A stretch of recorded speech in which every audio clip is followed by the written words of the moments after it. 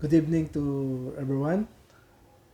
Nandito muli po tayo sa pag-aaral ng salita ng Panginoong Diyos in our Bible exhortation. At gabi-gabi ay ginagawa po natin ito. Ito yung tinatawag natin 24/7 Bible exhortation. Kaya nagpapasalamat ako sa Panginoon na patuloy maraming ginagamit sa paghahayag ng salita ng Panginoon. At isa na po ang inyong lingkod. Makatulong para sa pag-asa at para palakasin ang ating spiritual na buhay at pananampalataya. Once we heard the Word of God, once we hear the Word of God and apply in our lives, ay nandun po yung ating pag-asa lagi sa Panginoong Diyos. At ngayon gabi ay ating pag-aaralan ay tungkol sa Book of Zephaniah. At ang title ng ating pag-aaralan ngayon ay Seek and Return Back to God. At ito po ang sinasabi sa Book of Zephaniah chapter 2 verse 3. Seek the Lord, all you humble of the land, you who do what He commands. Seek righteousness and humility.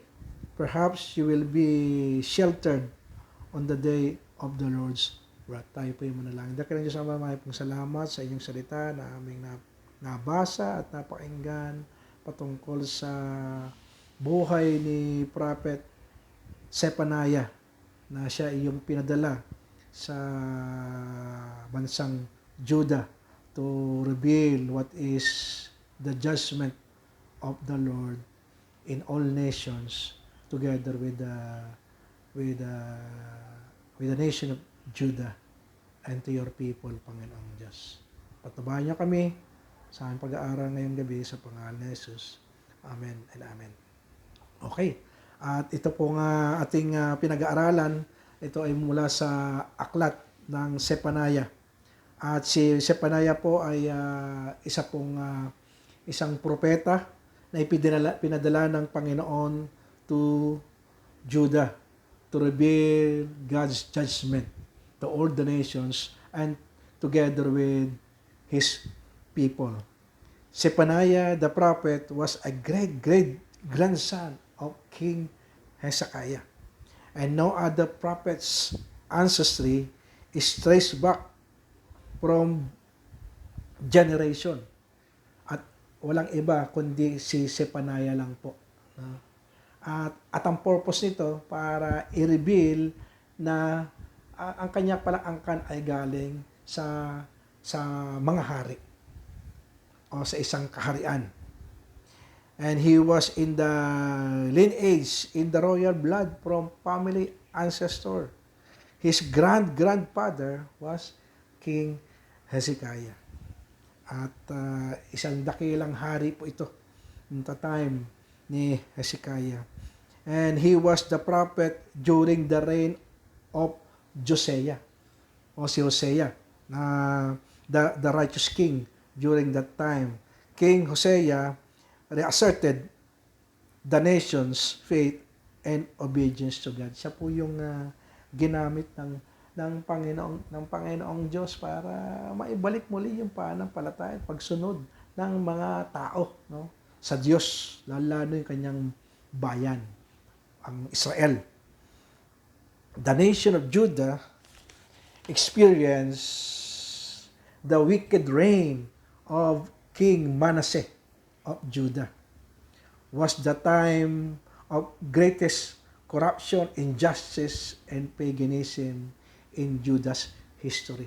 Talagang nung nag-reign si King Manasseh, talagang ang lahat ng tao ay naging makasalanan, lahat ng tao ay corrupt, at lahat sila ay sumamba sa Diyos at nagalit ang Panginoon.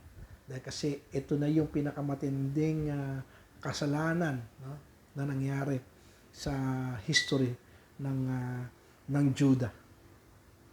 Zephaniah the prophet used by God to send the words of God about the judgment on earth.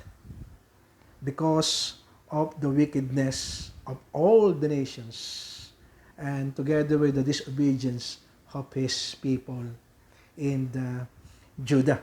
Sabi nga sa verse 2, the Bible said, I will sweep away everything from the face of the earth, declares the Lord. I will destroy all mankind, declares the Lord. Talagang, ganun na lang yung pagkasabi ni Zephaniah sa mga maraming bansa at sa mga bayan ng Panginoon. Talagang magpapadala ng parusa ang Panginoon at pagpapalo ng Panginoon sa kanyang mga bayan. I will stretch out my hands against Judah and against all who live in Jerusalem. Grabe, no? Nadamay talaga ang bansang Israel sa kasalanan ng ibang mga bansa na nag-under sa kanila. At sila ay hindi na nakapagsamba sa Panginoon, hindi na sumunod sa Panginoon, at kinalimutan nila ang kailang pananampalataya at sinunod nila yung practices ng bansang sumakop sa kanila. Sabi nga doon, yun po yung greatest corruption, injustice, and paganism yung nangyari during that time. Pero ang prophecy ito ay bago dumating si Hosea, the King Hosea. Kaya nga, from the wicked king to the righteous king. Kaya natulungan ni Zephaniah, si King Hosea, para itayo muli at ibalik muli ang pananampalataya at sumunod muli sa Panginoong Diyos. And the Bible says in verse 6, ito po yung kasalanan, na naging kasalanan ng bansang Israel sa harapan ng Diyos. Those who turn back from to follow the Lord and neither seek the Lord nor inquire Him. They return back to follow the Lord. Tumalikod sila. No? Kaya ang topic natin, seek and return to God. Kasi ito po yung interpretation dun sa message ni Zephaniah na kailangan ng tao hanapin ang Diyos, bumalik sa Panginoon upang hindi sila makasama dun sa punishment ng Panginoon sa lahat ng mga taong lahat ng mga bansa na hindi sumusunod sa Diyos. At ang mga bansang kasama rito na mga nag-practice ng corruption, injustice, and natawag na paganism is yung judgments against Philistia, Moab, Ammon, Ethiopia, and Assyria. Ito po yung mga nakapaligid na mga bansa sa Judah, sa Israel, at sila ay napasama dito sa kasalanan na ito na pinractice ng mga bansang ito. Okay, let's go back to our topic. Seek and return back to God. Kaya nga sinabing seek and return back to God dahil nawala, lumayo sa Panginoon, nanghina sa pananampalataya, nanghina sa spiritual na buhay, at kinalimutan nila ang Panginoon sa buhay nila. Kaya ito po yung mensahe ni Prophet Zephaniah sa bansang Israel. The prophet defines why the true and rightful and of seeking and return back to God. Talagang idinitalye ni Zephaniah talaga yung talagang tamang pangaral para manumbalik, mag-repent at hanapin ang Panginoong Diyos sa kailang mga buhay. At the same true with us in our present time. Minsan nakakalimot tayo sa Panginoong Diyos at nawawalan tayo ng pag-asa. Dahil nga sa pandemic na ito, dahil sa crisis nating naranasan, is a worldwide crisis, at nakasama tayo dito, at talagang makita po natin na talagang hirap ang ating buhay, nawalan ng trabaho, nawalan ng pagkakakitaan, ang laki ng utang sa tubig, ang laki ng utang sa Meralco, sa kuryente, for 3 months, hindi tayo nakabayad dito, at ngayon sinisingil na tayo rito. Talagang malaking pag-aalala. Pero dito ay given na po yung mga problemang yan. Ang gusto lang ng Panginoon ay manatili tayo sa kapangyarihan ng Diyos. Manatili tayo sa pag-ibig ng Diyos. Manatili tayo doon sa kamay ng Panginoon sa ating mga buhay. Sa nangyari po sa bansang Israel, sila ay tumalikod sa kanilang pananampalataya at kinalimutan na nila ang Panginoon sa kanilang mga buhay. Dahil nga dun sa crisis na kailang naranasan under the King Manasseh. Pero praise be to God, no? Hindi sila pinabayaan ng Panginoong Diyos. Pinilitan ng Diyos ang haring Manasseh, this is the wicked king, at ipinalit si King Hosea, the righteous king, para maibangon sa espiritual na buhay, pananampalataya, at bumalik ang bansang Israel sa Panginoon at sa pamamagitan ang tulong ni Prophet Zephaniah. Meron po tayong pag-aaralan po tayo rito na mga bagay. Unang-una, there is a call of repentance. Dahil sa to seek and to return back to God, no, kailangan meron tinatawag na repentance. Yung pagsisisi at panunumbalik sa Diyos. Sabi nga sa verse 1 and 2, gather together before the judgment of God begins. There is a time to repent and back to God. Yan po yung mensahe. Bago pa dumating yung parusa ng Panginoon, dapat manumbalik na sa Panginoon. Dapat magsisi na kayo sa inyong mga kasalanan at bumalik kayo sa Panginoong Diyos. It means ang recipient po ng hamon ni Zephaniah dito yung bansang Israel. Ibig sabihin may pag-asa sila. Yung mga taong mga Gentile nations, yung Philistine, Moab, Ammon, Ethiopia, and Assyria, sila po yung mga unbelieving nations. Pero dito yung believing nation is Judah and in Jerusalem po. At sila po yung sinabihan, habang hindi pa dumarating, magsisi na kayo. Habang hindi pa dumarating yung parusa ng Panginoon, kailangan bumalik na kayo sa Panginoong Diyos. Kaya there is a call of repentance. Pag sinabi repentance, sabi yan, is a call to a person to make a radical turn from one way of life to another. Talagang namumuhay ka ng hindi nakakaayon sa kalooban ng Panginoon, tumalikod ka at sundin mo yung kalooban ng Panginoon. Yun po yung repentance na itinuturo po dito. Or turning from sin and wickedness and turn to God. Nagkasala ka, namuhay ka sa masama, hindi namuhay ka sa kasalanan, sabi diyan, you have to confess and return to God. Pag sinabing confess, ay ito yung tatalikuran mo na yung kasalanan. Tatalikuran mo na yung mga masamang nagawa, no? Na hindi ka aya sa Diyos at harap ka sa Diyos at itutuwid mo yung iyong buhay. Yan po yung sinasabing repentance. And repentance means also by asking forgiveness to God. Yan, hindi mo lang tatalikuran ng kasalanan mo, kundi hihingi ka ng tawad sa Diyos. If we confess our sins, He is faithful and just to forgive us and cleanse us from all unrighteousness. Yung po yung iniintay ni Zephaniah sa bansang Israel na manumbalik na, magsisi na at manumbalik sa Panginoong Diyos bago pa mahuli ang lahat. Dahil sigurado darating po yung parusa ng Panginoon.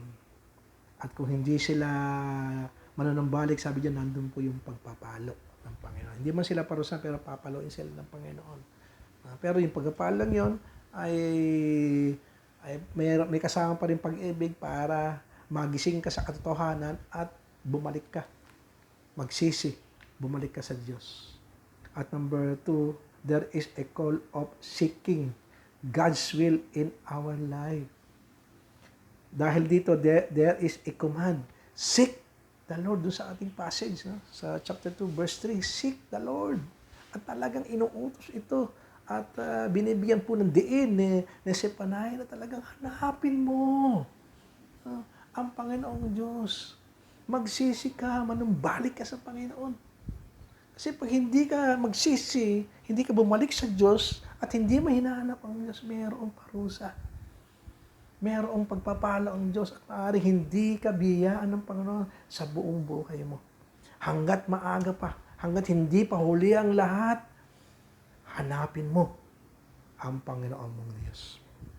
Seek means in Old Testament, seeking God through the help of the prophet. Kaya nandito po, no? Sa tulong ni Zephaniah, pinadala siya ng Panginoon sa bansang Judah. Sabi diyan, sabi doon, upang maibalik yung kanilang pananampalataya. Yung term dito, no, reassert the nation's faith and obedience to God. Kaya yun po yung isa sa layunin kung bakit inuutos ni Zephaniah, you have to seek the Lord. You seek God's will in your life, no? Bago pa mahuli ang lahat. Seek the Lord means, sabi diyan, in the New Testament or until the present time, sabi diyan, you personally inquire God. At talagang hanapin mo at dudulog ka, no, sa Panginoon, or seek God through His Word and prayer sa buhay po natin. Yan po yung sa New Testament, noon ginagamit ang propeta, no? Pero ngayon ginagamit dito ikaw mismo, no? Meron ka ng direct access sa Panginoon dahil you have the relationship with God. Sabi niya, you have to inquire Him. You have to go to God. At magpasakop ka sa kanyang kalooban.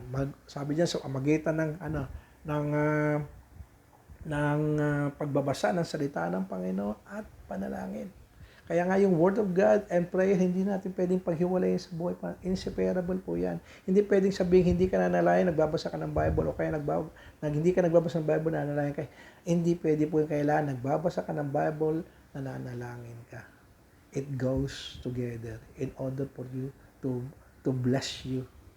At talagang kung talagang makanumbalik ka sa Panginoon, you have to repent, return back to God, and seek the will of God in your life. Doon sa verse, sabi diyan, sa verse 2 and 3, doon sa ating passage, seek to do what is right and follow His command. Gawin mo na yung mabuti, no? At sundin mo na yung kanyang yung kanyang command. Pag sabi may command, dapat you have to follow it. No? Talagang ipamuhay natin, hanapin natin ang Diyos, hanapin natin ang kanyang kalooban, ipamuhay natin yung kalooban niya sa ating mga buhay through His Word and prayer. Sabi yan, do what is right and follow His command. And also in verse 3, seek to humble yourselves in the sight of God. Sabi, meron na kasamang yung paghahanap at meron kasamang humbleness. May humble spirit. Once na hinanap ng Panginoon, dapat nandun ang kababaan mo ng puso mo na ikaw ay kailangan mo ang Panginoon sa buhay mo. Humble means not proud, not arrogant, no? Hindi kayo nagmamalaki, hindi sa akin bumagsak ng aming bansa. Hindi pwede ganun. Kung hindi dahil sa akin, sira na ang buhay niya. Hindi, wala dapat space yung proud and arrogance sa buhay po natin. But pag sinabing humbleness, means submission to God's will. Talaga nagpapakumbaba ka, itinataas mo ang Diyos sa buhay mo. Nagpapakumbaba ka at sumusunod ka sa kagustuhan ng Diyos sa buhay mo. Hindi yung kagustuhan mo, yung kagustuhan ng Panginoon sa buhay mo. 1 Peter chapter 5 verse 6, sabi diyan, so humble yourselves under the mighty power of God. Amen, no? Pag sabi diyan, humble yourself under the power, mighty power of God in your life. At the right time, He will lift you up in honor. Itataas tayo ng Panginoon. No? Once na tayo nagpakumbaba sa Kanya, sa Kanyang kapangyarihan. No, you acknowledge the presence of God, you acknowledge that God is powerful, and there's nothing impossible with the Lord. Kaya yung ating mga problema suliranin, yung crisis na ito, God will lift you up in honor. Pagpapalain ang buhay mo. Magkakaroon tayo ng victory, makakaraos tayo sa crisis na ito. It's only in a short period of time. Magkaroon lang tayo ng patience. intayin natin yung biyaya ng Panginoon sa ating mga buhay. And verse 7, the Bible said, give all your worries and cares to God, for He cares for you.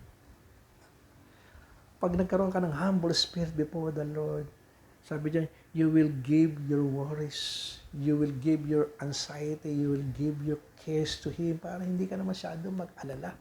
Kasi dito sa ating pandemic na ito, talagang grabe, todo yung ating pag-alala, todo yung ating mga worries. Pero sabi rito ni Apostle Peter, give all your worries, give all your cares to God, for He cares for you. Amen po ba? Sa panahon ng crisis nito, sa panahon ng crisis ng mga bansang Israel, na talagang paparusahan niya ng mga bansa, nadamay na sila, no? Kasama na silang, at sila ipapaluin ng Panginoon, pero binigyan pa sila ng chance ng Panginoon through the person of the prophet Zephaniah, that they will repent and they will return to God and seek the will of God in their lives. As we conclude this message about seeking and returning back to God, you have to repent. Magsisi tayo ng ating makasalanan, talikuran natin lahat ng makasalanan, at humarap tayo sa pananampalataya sa Panginoong Diyos. Magpakontrol tayo sa ating mga buhay at siya ang bahala sa buhay po natin, and He cares for you sa lahat ng iyong mga worries. As sabi niya, return to God, to His goodness and faithfulness. Mayroon tayong kasalanan, there's any wicked ways, we have to confess to the Lord, and the Lord will He is faithful and just forgives us and cleanse us from all unrighteousness. Hanggat maaga pa, no? Hanggat di ka pa pinapalo ng Panginoon, you have to ask forgiveness. Habang wala pa yung galit ng Panginoon sa buhay po natin, we have to return back to God and seek His face and seek His will in our lives. Sabi niya, seek God and humble yourselves. Ito sa maganda. Once na hinahanap natin ang Panginoon, dahil meron tayong kababaan loob. Itinataas po natin ang Diyos, binababa natin ating sarili, at hinahayaan natin kumilos ang Panginoon sa ating mga buhay. Tandaan niyo po yan, hindi tayo pababayaan ng Panginoon sa buhay po natin. Seek ye first the kingdom of God and His righteousness, and all these things shall be added unto you. Humble yourselves in the sight of God, and He will lift you up. Tayo po yung mananagdakin ng Diyos Ama, maraming pong salamat sa inyong kabutihan sa amin, Panginoon. Bagamat we are not faithful to you, Lord God, you are faithful to us, Panginoong Diyos. Maraming salamat sa iyong kabutihan, maraming salamat sa iyong katapatan sa buhay po namin. You never leave us nor forsake us. At binibigyan pa rin kami ng chance na humingi ng tawad sa iyo. You give you a chance to live a life worthy in the sight of you, O God. Binigyan pa kami ng chance to obey your word sa buhay po namin. At patuloy kaming nag-aaral yung mga salita araw-araw. Patuloy namin ito susundin araw-araw. Patuloy kayong manalangin araw-araw. At lagi po kaming nasa inyong mga kamay, sa inyong pag-iingat sa buhay po namin. Lord God, for without you, we can do nothing. We need you, O God, sa buhay po namin. Kaya maraming salamat muli sa paalalang ito. At patuloy kaming mananatili sa aming pananampalataya, pagtitiwala namin sa inyo, Panginoong Diyos. Maraming salamat, Ama. We bring back all the glory and honor in the name of our Lord and Savior Jesus Christ. Amen and amen. Mga kapatid, maraming salamat sa inyong pakikinig. Thank you for watching. God bless us all.